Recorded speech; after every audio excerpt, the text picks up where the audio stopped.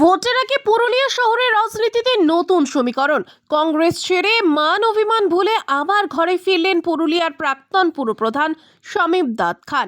সেই সঙ্গে তার ছেলে প্রাক্তন কাউন্সিলর সোহেল দাদ খান সহ দলবদল। রাজ্য তৃণমূলের অনুমোদন ক্রমে শনিবার সেচ মন্ত্রী মানস ভুঁইয়ার উপস্থিতিতে পুরুলিয়া শহরের দুলমি এলাকায় জেলা তৃণমূল কার্যালয়ে ওই বাবা ছেলে আবার তৃণমূল কংগ্রেসের পতাকা ধরলেন।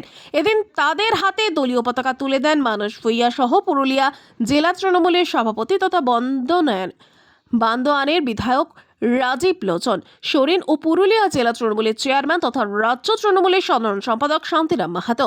মন্ত্রী মানস ভুঁইয়া বলেন, ধর্মের নামে ভোট বাটোয়ারা করা যাবে না।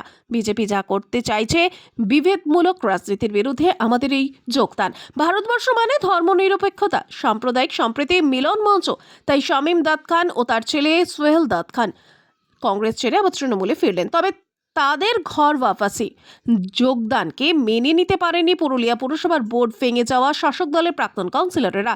তারা এই যোগদানের বিরুদ্ধে এদিন বিকালে এমএসএ ময়দানে প্রতিবাদ বৈঠক করেন। সেই বৈঠক থেকে রীতিমতো হুঁশিয়ারি দিয়ে জানানো হয় তারা ওই যোগদানের বিরুদ্ধে এবার তারাও আলাদা ভাবনা চিন্তা করবেন।